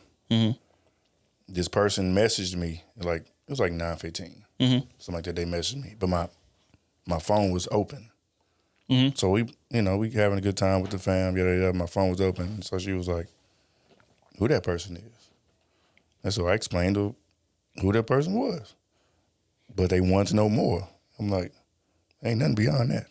So then it was, let me see the phone. That's what took it to, no. Because this is all it is. So she's seen the conversation in there? Briefly. And then she asked you who that was. You told her, you gave her the little backstory. You never hit her before? No. Okay. So gave you the little back. And then leading up to that, it wasn't nothing that you did to have her antennas up? Zero. Oh, well, hell no. No. Probable cause. What did I do to warrant this thorough ass investigation? I'm like, if you want to, hey, what you want me to open up? Like, I was willing to do all that. What you want me to open up here? But to physically hand it to you, I was like, no. Yeah. That's where I draw the line. Yeah. Everything else, I was wide open. But to physically, no. That's where I was like, no. I'm sorry. Because I'm not about to enable your insecurity. I'm not. If you have insecurities about being with me, I get it. I'm a handsome guy. It's a lot of women that want me, this, that, and the third, right? But if I'm not giving you probable cause to feel the way you feel, now, if I'm doing some bullshit before that, I completely understand. Hey, you know what? Here you go. I did some shit that warrants this. But if I'm doing what I'm supposed to do, I done gave you the background of me and this girl. Ain't never had nothing going on. You can see the whole conversation. It ain't what you think it is. And you still want to grab the phone and go, no.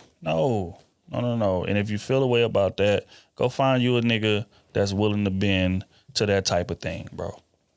It's just honest. Like, men gotta draw the line at some point, because if we was to start doing that in reverse, it would be a problem, bro. Like we insecure. Like you literally got women online tomorrow arguing about like male friends and you should be cool with me having a male friend and going on dates with them, lunch dates and this, that, and the third. And if you don't, then you insecure. And it's like, what the fuck? Look. Let me pull up with a 10 to come on, man. To Mastro's. Come on, bro. You tell me. Come on, bro. You tell me who insecure. No. But again, go back to what we said. Men got to be willing to stand on their square. If this shit don't make sense and this shit not logical and there's no probable cause, no. And you got to be firm in it and you got to stand on it. But most men ain't willing to stand on it. So they always playing defense for the whole relationship. All right, next Q&A. Can you stay together when one person is growing and one person is holding on to the past? Whew, that is tough, man. One person is growing and one person is holding on to the past. Are y'all married? Let's go yes. Yeah. Let's go with yes. Then yes. Then and if y'all married, then in that type of situation, it's on you to drag that person up to the newfound mindset. It is what it is. You know what I mean? Like when you take them vows and y'all walk down that aisle, y'all are both responsible for each other. You understand? Like and everything that you doing new, the books you reading, the new church you going to, the new goddamn networking events that you going to, you need to have your partner right there with you. Mm-hmm. In an attempt to enlighten them, because a lot of times that's what it is. They just hadn't been enlightened to the things that you are enlightened to.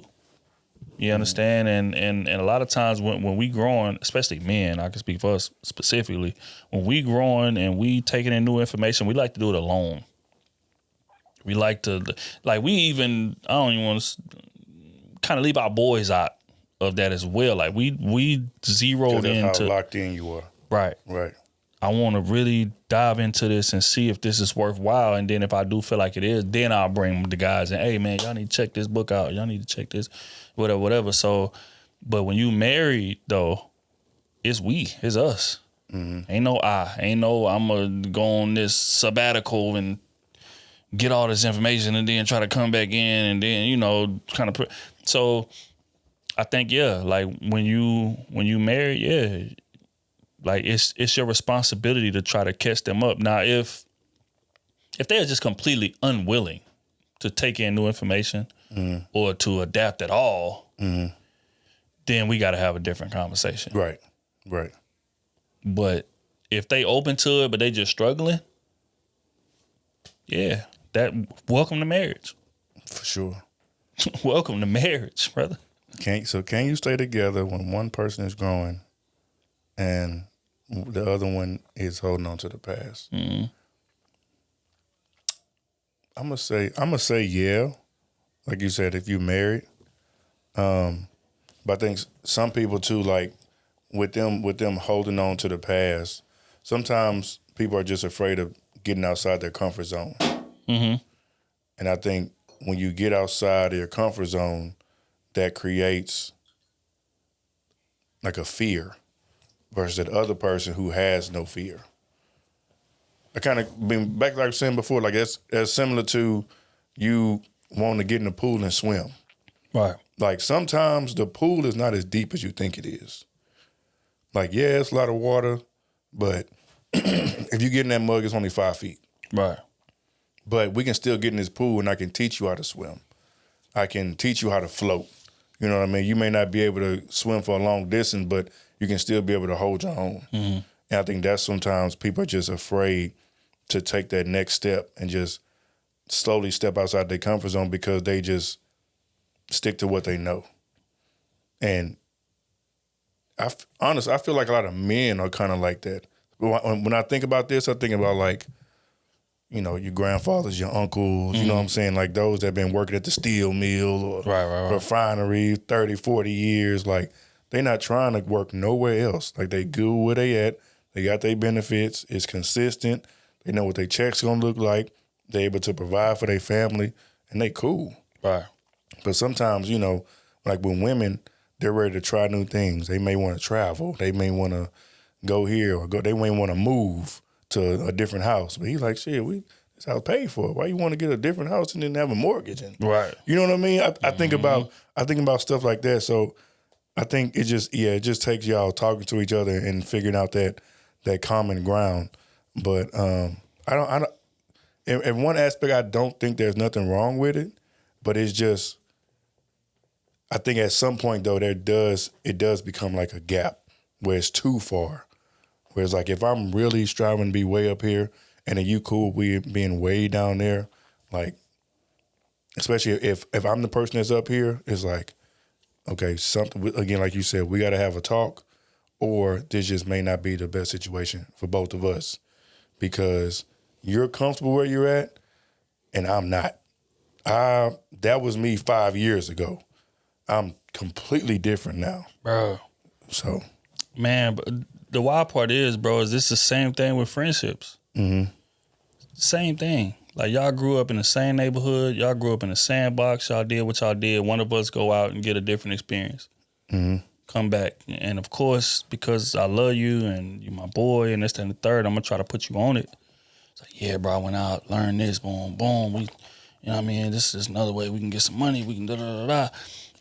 But a lot of times, that's not well received. Mm-hmm. A lot of times, that's received as you trying to stunt on me, or you trying to show off to me, or you trying to talk down to me and things of that nature. So it's like, that's how a lot of friendships end. It's like y'all not elevating at the same pace. And there's a jealousy factor there. And that same jealousy factor happens within relationships. Mm-hmm. You may have somebody who, like, y'all started out wilding, but she done found God. She in the church now. And she trying to get you in the church. And you ain't going for that shit. I ain't doing that. I'm still out wild. I'm still doing what I'm doing. I want to drink. I want to do this, And eventually, it's going to get to a point to where, okay, your lifestyle is detrimental to mine. Mm-hmm. Like at first it was cool because you do your thing, I do mine. But now it's detrimental because now we got kids. And I'm trying to raise them up in this way. And you still on some wild shit. So it's like I could try to put you on it, or I could like try to catch you up and have you think the way I think. But if you just refuse to be open to it, now you're forcing my back against the wall, and I got to make a decision. It's the same thing with friends, right? I done tried to put you on this new way to get money. I done tried to show you this new hustle or this new lick or whatever the case may be, but you wasn't receptive to that. And not only was you not receptive to it, you start resenting me for it. Now, when I bring you around, you're not an asset to me. You're a liability. You in here causing trouble. You trying to fight niggas. You doing all type of shit. And it's just like, bro, this ain't that. This ain't that kind of environment, bro. You got to move like this, move like that. Man, I ain't worried about it. Fucking up the money. Fucking up the church's money. You understand? So it's like at some point, you my dog, and I love you. But I got to keep you away from what I'm trying to build here. Mm-hmm. Because if not, you're going to jeopardize it all. And that's the hard decision that a lot of people got to make, not only in relationships, but with friendships. Shit, with family. With family. Like, I love y'all. But if I have to tend to every need you have, if I got to jump every time you have an issue or you have a concern, I never accomplish what it is that I'm trying to accomplish. That's a fact. And I can't do that, right? So now you're forcing my back against the wall. And I got to choose me. Gotta choose me. So if I choose you, I lose. That's just real. All right, man. So we're going to bring back the topic from last week. They got the internet in shambles right now. Shooting your shots. Hey, mad as hell, bro. So one comment I saw was, what if I shoot my shot and I get rejected? I wanted to tell her, hey, baby, welcome to the life of a man. Come on. Because us shooting our shot, we know there's a good chance that you're going to say no, that you're going to turn us down. And we may look handsome. We may have a nice fit on. We just got a fresh cut. We know we're smelling good. We got all the confidence in the world. but you just not feeling this for whatever reason. I'm 5'8". I got everything, but I'm 5'8". And you looking for me to be 6 foot. You know what I mean? It's like, it's stuff like that men have to take a chance on. And regardless, like if we see something that we like, we gonna shoot for it. We gonna aim for it. And so ladies, if you shoot your shot and you miss, so what? Shoot again. Sometimes it wasn't just the best shot. That's just what it is. You shooting Steph Curry when you should be in the paint like Shaq. Come on, man. You should be shooting free throws. You should be shooting mid-range jumpers. Like, you can't be trying to half-court heave shots when it just... Come on, dog. So you got to, like, just like you got to date within your price range, you also got to shoot within your target range. That's what it comes to at the end of the day. So, and if you know that you probably going to miss, don't take the shot. That's my opinion. Like, you got to have the confidence enough, or even if you do, if you do have the confidence enough to be like, you know, if I miss, I just miss. Don't take a wild shot and then be mad when you miss or want to talk down on him because he just wasn't interested. Like, sometimes you got to come with tact. Sometimes, you know, you got to come the right way. You got to come, you know, have the right conversation. Sometimes you got to make them laugh a little bit. Like, it's many different ways you can do it. And I would love to have a woman on this pod to give us some dope insight and some dope ways to approach a man and try to bag a man. 'Cause I think that would be super interesting. I'm talking about a woman that's done it before and it does it on the regular. Yeah. I think that just like everything you said, sometimes it's the wrong shot. Sometimes it could have been this. Sometimes it could have been that. Sometimes you just ain't that person type. Sometimes it ain't nothing that you did was going to work. And I think in those moments of rejection, it tests your confidence. Recently, it was a video that went viral. It's this streamer named King68. He's a 6'8" black dude. He got braids, this and third. And typically, a lot of his content that I see that go viral is like, you know, he just chilling, standing next to his car or something. Women throwing themselves at him. Like, I'm talking about, like, let's go back to the room right now. Like, going crazy. You understand? And recently, he was around India Love, who's, you know, well-known, like, you know, Instagram chick, video vixen, whatever you want to call her, a recently turned streamer. And he kind of tried to shoot a shot with her. She kind of curved him. Just kept it pushing. And then he went on a stream on the back end, was basically saying, like, you know, basically started disparaging her. It's like, you know, these chicks passed around and, you know, she didn't mess with this rapper, that rapper, da-da-da-da-da, like da-da-da. So I think rejection shows what your confidence really is because with dude, like, he typically is very measured and laid back and, you know, hey, man, hey, baby, whatever you want, da-da-da-da. He always a smooth operator, but he ran into somebody that wasn't going. Mm-hmm. And that show who the real you is. It show where your real confidence is. Everybody claim to be confident until they run into some adversity. You understand? So yeah, I would like, yeah, if you get rejected, you gotta chalk it up. You gotta learn what you can learn from it. Maybe just like bro said, like maybe my approach was wrong. Maybe I was too aggressive. Maybe I wasn't aggressive enough. Maybe I did whatever. But you gotta like watch them game tapes or whatever and take what you could take from it. But sometimes you could shoot the perfect shot and it still don't go in. And that's okay. If anything, that saved you. Right. Because that wasn't the person for you at the end of the day. Simple and plain. That should be a clear-cut signal. You interested in this person, that person ain't interested in you. On to the next. Yeah. It's that simple. Don't beat yourself up. Don't talk down on them. Don't talk crazy to them. Like, it's cool. Men and women. Because I know a lot of niggas that, you know what I'm saying, want to holler at a girl and, no, I'm cool. She may be very polite. No, I'm cool. No, thank you. Well, fuck you, bitch. There you it's go. Like, bro, relax. Like, relax. Doing too much. Relax. You gotta keep it P, bro. Like, and again, even like in getting curved, there's still ways to keep it P. You understand? Like, you gotta be smooth with it. You gotta be, but again, like I said, everybody not as confident as you think they are. And in those type of situations, it shows that. Cause I done ran into women who didn't want me, who didn't like me. You understand? I ain't never disparaged them. This bitch, I ain't never did that. It's just like, all right, bet. Hey, nah, man, it's nice to meet you.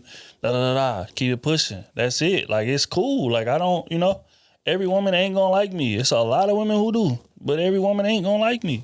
And like, you gotta be, that speaks to your confidence. A lot of people got fragile ass confidence. So if it was something that goes left, they jumping out the window. It's just like social media, the same way. You have people who will post pictures. They got 900 people telling them how amazing they look, how attractive they are. They got one person in them comments saying, man, you ugly as hell. Fat as a motherfucker. And that's the comment that they gonna cling to and feel, mess with their psyche and all of that. That's because your confidence is not where it need to be. Mm-hmm.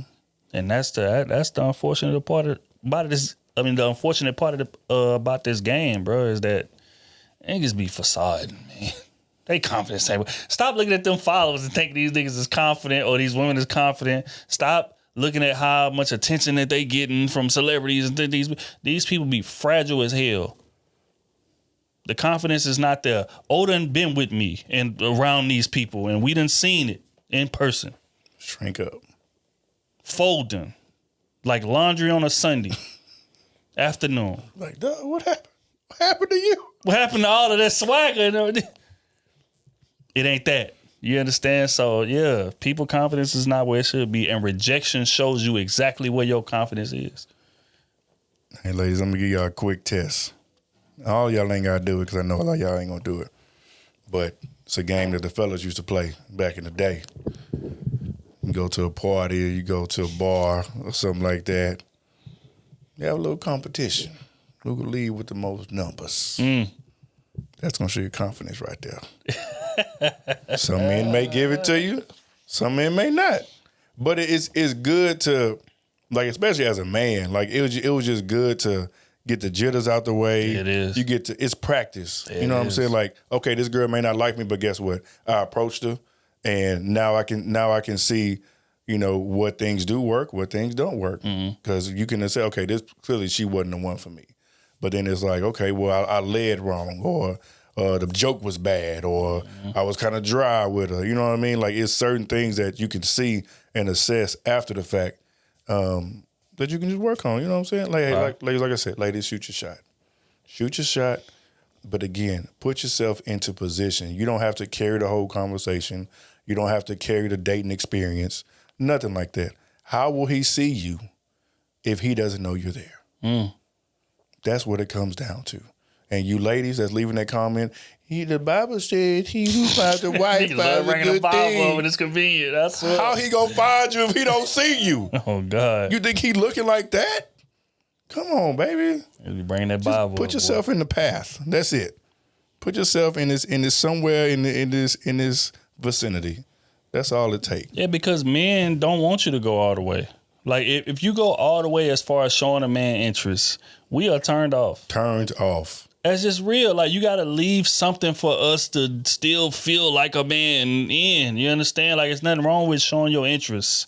Women do it all the time. Right? Like, they'll get to sweet talking you, get to rubbing your leg when they talking to you, laughing extra hard at jokes that ain't really that funny. Like women are skilled at that, right? But you got to leave us something to do as men. If you go all the way, we turned off, bro. You easy. I can hit tonight. Like there's no urgency there. There's no excitement there about bagging you if you doing all of the work. Yeah, and sometimes that's too scary.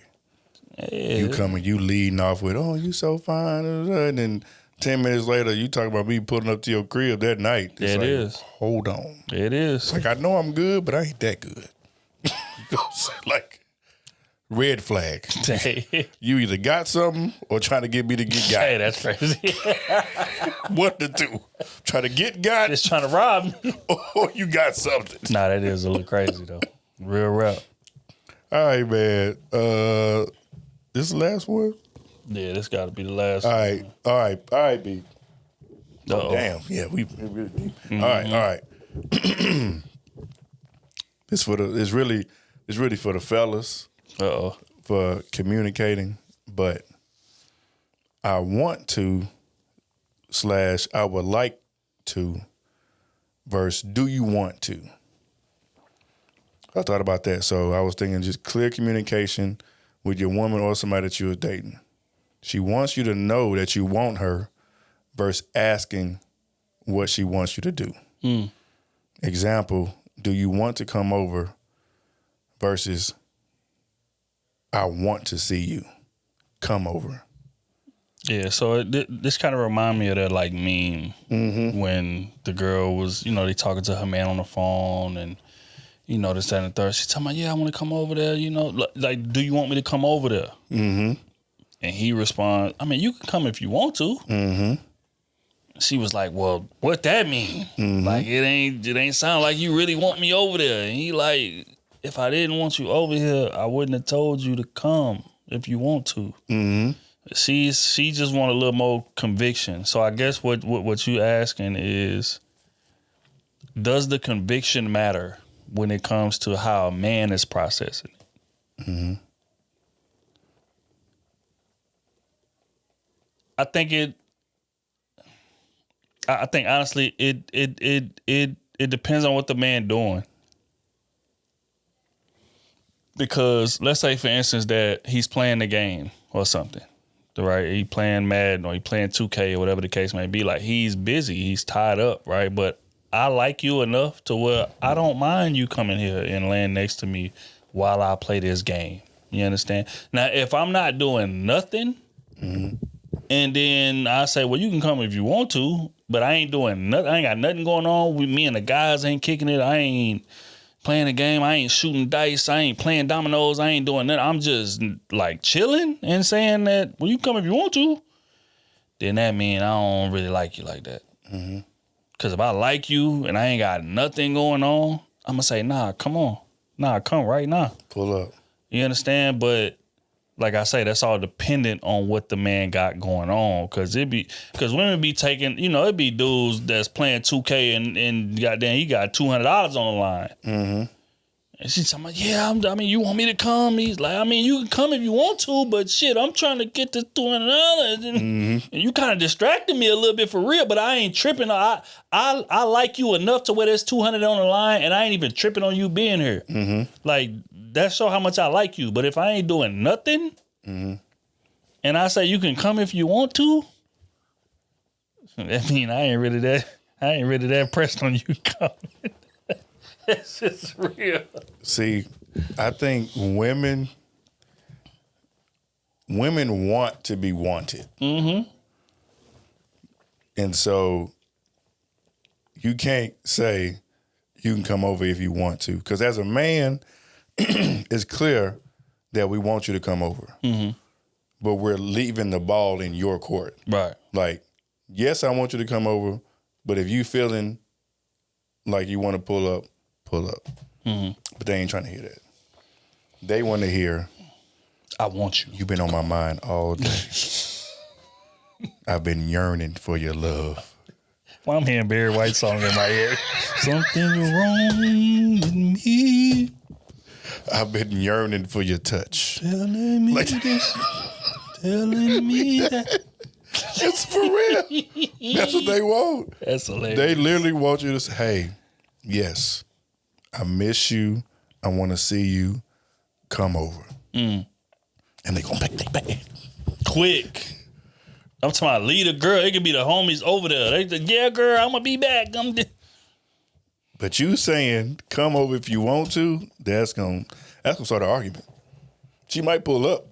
That's gonna be an argument for about an hour. Mm-hmm. So you didn't want to see me? I did want to see you. I said come over on your merit. But it's like they want direction. That's what I'm learning too. There it is. They want direction. That's true. Either way, if it's a no or if it's a yes. If it's a no, you still you'll get hell. But if like they want specific instructions, yes, I want you to come over. Women are funny as hell, man. Women be want you to drop down to both knees and beg you to, man, get your ass over here and stop fucking playing. You know goddamn well I want you. Hurry up. She gonna have her ass right there in that car. All right, I'm on the way. Just here yesterday talking about, do I want to see you? You've been in the past week. Get your stupid ass. I got $200 on the line and you're there trying to have a fucking argument. Women are creative before I start an argument. Do you really miss me? You don't really miss me. It's like, oh my God. Bruh, we've been together for 72 hours straight. You've been gone 2 hours. You talking about, do you miss me? The honest answer? No. No. I've been enjoying about 2 hours to myself. Oh, and that's another thing too. Fuck it, we here. We here. That's another thing.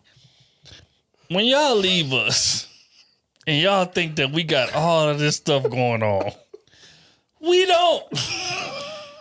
We are having an incredible time doing absolutely nothing. Like nothing. I mean, literally, like the TV not even on. We just sitting on the couch basking in the quiet, in the lack of obligation, in the just lack of just, baby, I think we should do something this weekend. Just basking in the lack of dialogue and just peace and like serenity. And your man sitting in front of the TV with the TV off for 2 hours, man. He don't have this elaborate plan to go out with the guys or to invite some women over or to do this or to do that. He ain't doing none of that. That man is literally on the couch just, God, thank you, man. And she out with the girls, ask you what you doing. Right. Nothing. Chilling. You ain't doing nothing? Nothing. Not a damn thing. In my drawers. And having an amazing time doing it. Amazing time doing it. Look here, y'all, man. We appreciate y'all tapping in, man. You know, this shit got personal. This shit got personal here this evening. We appreciate y'all tapping in, man. This has been episode 4 of the podcast, man. We appreciate y'all. Everybody tapped into the Patreon. The Patreon done been elevating at a rapid pace. Yes, Salute sir. everybody that have been subscribing. Yes, for those who are not subscribed yet, make sure that y'all tap in and subscribe. If y'all want to see the video version of the podcast, the video version is only available on Patreon. So make sure that y'all tap in. It's extra content that's going to be recorded. It's going to be there. Anything that has something to do with either one of us will be on the Patreon. That is the website. People asking, what's the website? What's the patreon.com/Trill Academy. Almost slipped. /Trill Academy. So again, make sure that y'all tapped in, man. We appreciate everybody that done subscribed so far. We got more content on the way. I'm trying to make sure that I don't miss nothing, man. I'll tell you one thing. This has been a hell of a journey building a new podcast. Mm-hmm. I think I'm falling in love with it again. For a while, I was kind of jaded. Mm-hmm. For a while, I was kind of like, man, I don't really feel like, because we had grew our previous podcast to a level that was elite. But we was... Bro, yes, it was up there. If you think about a lot of podcasts that were out, numbers wise, followers wise, listeners wise, across all platforms at that too. Not just one platform doing good. No. Every platform kicking ass, right, and being relevant everywhere. YouTube, TikTok, Facebook, Instagram. I mean, kicking ass. So I think that's what's the most exciting part about what's going on right now is that I see it trending there. Mm-hmm. I'm seeing the motion start to pick up. I'm seeing the responses. I'm seeing the DMs of people who want to be on the pod and things like it's starting to pick up, and it's just yeah. Mm-hmm. So again, man, we got big plans for this thing. I'm definitely happy to be back podding. I appreciate everybody that's listening, man. We just hit 500 listeners. That's great. On DSPs, streaming services, things of that nature. 3 episodes. 3 episodes in. And like clicking and growing, man. Salute to everybody, man. Like I said, video version is patreon.com/Trill Academy. That's TRILLACADEMY. Make sure that y'all tapped in. There's new merch on the way. Again, man, y'all gonna see us in a multitude of places. We getting ready to hit some fly this weekend.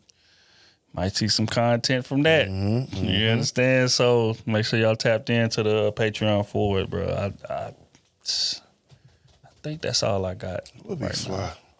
Let's see if I can go live for a little bit. Go live and then upload it up there or something. That'd be hard. That'd be hard. Okay. I'm gonna have something for y'all. All right. Content, man. COE. Content. You might catch me at the bowling alley beating this nigga down. If y'all catch that, it's AI if I'm losing. Oh, God. Yeah. But yeah, so on that note, man, we're going to go ahead on and get the hell up out of here, man. This has been episode 4. We're going to get out of here with a record, man. My dog, Foggy Raw, just released a new project, man. It's a record called Stay a While with Ari Lennox, man. We appreciate y'all for tapping in. It's been a hell of an episode, and we're going to see y'all next week.